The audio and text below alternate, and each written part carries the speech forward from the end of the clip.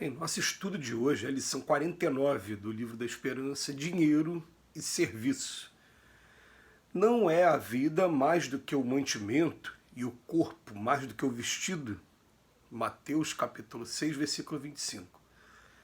Não vos julgueis com o direito de dispor em vosso exclusivo proveito daquilo que recebeste, não por doação, mas simplesmente como empréstimo. Se não sabeis restituir, não tendes o direito de pedir, e lembrai-vos de que aquele que dá aos necessitados salda a dívida que contraiu para com Deus. Capítulo 16, texto 14 do Evangelho segundo o Espiritismo. Não digas que o dinheiro é a causa dos males que atormentam a terra. Se contemplas o firmamento aceitando a sabedoria infinita que plasmou a grandeza cósmica, e se te inclinas para a flor do valado, crendo que a infinita bondade não ofertou, não ignoras que a providência divina criou também o dinheiro de que dispões. Basta ligeiro olhar no campo do mundo para que entendas a moeda por seiva da atividade, sustentando reconforto, educação, segurança e beneficência. O pão extingue a fome, o dinheiro ajuda a produzi-lo. O livro espanca as trevas de espírito, o dinheiro protege-lhe a expensão. A veste agasalha o corpo, o dinheiro auxilia a entretecê-la. A casa abriga, o dinheiro apoia-lhe a construção. O remédio socorre, o dinheiro incentiva-lhe o preparo. A caridade suprime a penúria, o dinheiro assegura-lhe as manifestações. Dinheiro na estrutura social é comparável ao sangue no mundo orgânico. Circulando garante a vida e parando acelera a morte. Valores amoedados, sejam em metal ou papel, são sementes de realização e alegria. E observe-se que ninguém está impedido de multiplicá-los nas próprias mãos através do trabalho honesto. É por isso que a doutrina espírita nos ensina a encontrar no dinheiro um agente valioso e neutro, a pedir-nos emprego e direção. Dá-lhe passagem para o reino do bem, agindo e servindo-te dele, a benefício de quantos te partilham a caminhada, e estarás em conjunção incessante com um suprimento divino que te abençoará a prosperidade e te resguardará a presença na terra por fonte viva do eterno bem. A gente está percebendo aí, né, ao longo dessas semanas, que Emmanuel ele procurou fazer uma abordagem bem completa sobre esse tema de tanta importância que é o dinheiro, e hoje, mais uma vez, ele vem tocar no assunto, mas dessa vez ele só vem chamar a atenção para, mais uma vez, de outra maneira, mas o mesmo tema, né? A diferença que a gente consegue fazer na vida das pessoas com o dinheiro. E eu me lembro aqui, né, na hora que eu estava lendo, de uma das cenas assim, mais comoventes e mais emocionantes que eu vi da cinematografia, em um filme chamado A Lista de Schindler, quando chega a cena final do filme. A Lista de Schindler, para quem lembra aí, né, Oskar Schindler foi um senhor alemão que, durante o Holocausto, ele salvou a vida de vários judeus. E eu me lembro que quando termina, pelo menos o filme, a representação da imagem que a gente fica aqui na mente, a tela mental, né, de mais de 4.000 judeus à sua frente, que ele salvou a vida, que não estariam ali se não fosse por ele, e ele num arrependimento muito grande, ele falando assim, está vendo esse anel aqui? Ó, e com esse anel eu conseguiria salvar mais 3 vidas. Está vendo essa pulseira? Eu conseguiria trocar por mais quantas vidas, tantas vidas. E aquelas pessoas que estavam ali à sua frente estavam emocionadas por terem ficado vivos somente por conta dele, e ele emocionado de remorso por não ter salvo mais pessoas ainda, né?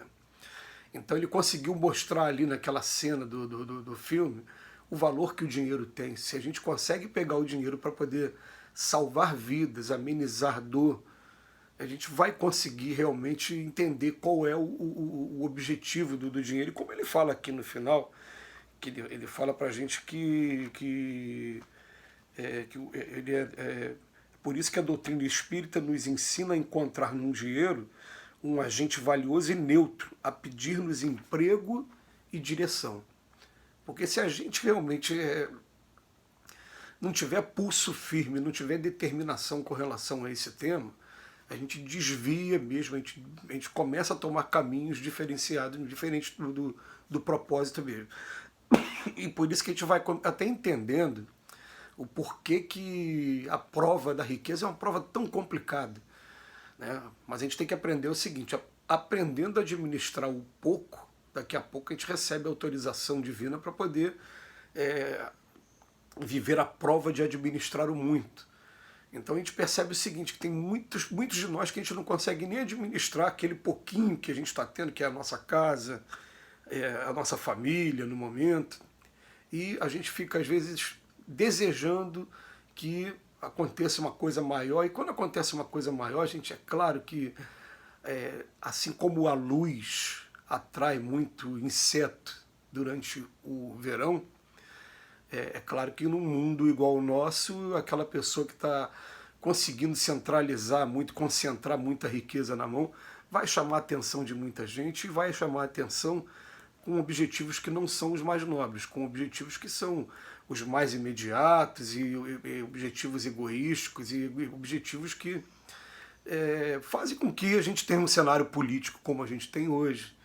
Faz com que a gente, né, perceba que a maioria das pessoas que tem a intenção de pegar qualquer cargo de administração, né, síndico de condomínio, ou então qualquer cargo político, a maioria da pessoa está pensando na própria administração dos seus bens e não na administração coletiva, né? Então, isso sem a gente falar aqui, né, também nas direções também de instituições religiosas, né? Quando entra também pelo caminho da particularidade, também vão criando situações kármicas complicadas, de longa duração, e que também a maioria de nós aqui também se vê, às vezes, preso a esses problemas do passado. Estou querendo dizer que muitos de nós hoje que estamos aí nas direções de casa espírita, no passado nós estivemos em outras instituições, sejam espíritas ou não, e não utilizamos bem da função que nós tivemos como administrador. Agora, quando ele vem falar aqui para a gente, ele chama atenção para coisas simples. Ele fala, ó, o pão extingue a fome e é o dinheiro que ajuda a produzir o pão. O livro acaba com a treva do espírito, é o dinheiro também que protege a expansão do livro. O agasalho que ajuda no corpo também, também o dinheiro auxilia a entretecê-lo. A casa e o remédio. Então ele pega as situações mais básicas e que, infelizmente, a gente ainda vai estar cercado de pessoas que não têm ainda o mais básico de tudo. A casa, o alimento, o remédio e a veste, a roupa. Quer dizer, estou falando das coisas mais básicas, mais básicas.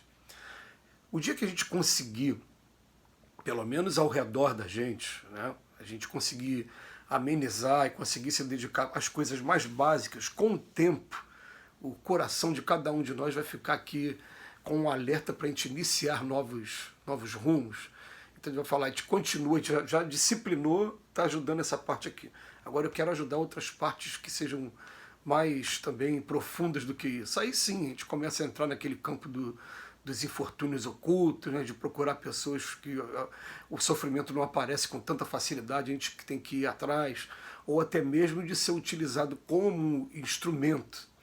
Eu estou querendo dizer o seguinte, gente, estou querendo dizer que você começa a trabalhar, por exemplo, entregando comida na rua, e vocês vão perceber que não é coincidência, que parece que toda pessoa que está morando na rua, ela vai ter um magnetismo natural para você. É para você, no meio da multidão, que ela vai te pegar pelo braço e te pedir ajuda.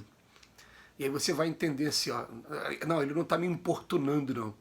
Na verdade, a espiritualidade está sabendo que eu estou me empenhando em desempenhar essa tarefa e está me utilizando como instrumento. Então, cada vez que uma pessoa dessa vier, né, te pedir ajuda, e vai pedir ajuda das maneiras mais inconvenientes, vai ser aquela pessoa que vai estar muito suja, vai ter aquela pessoa que vai estar exalando cheiro muito forte, às vezes com a mão suja também, vem, encosta em você, e você, oh, meu irmão, e você começa a entender e começa a atender esses apelos que a espiritualidade amiga vai fazendo. Agora, depende de cada um de nós. Conforme a gente começa a disciplinar nossas atividades, essas oportunidades vão intensificando e são oportunidades que a gente tem que aprender a aproveitar, porque amolece o nosso coração e ajuda a criar a luz que a gente vai levar para o outro lado da vida quando a gente estiver de volta. Que Jesus nos abençoe hoje e sempre.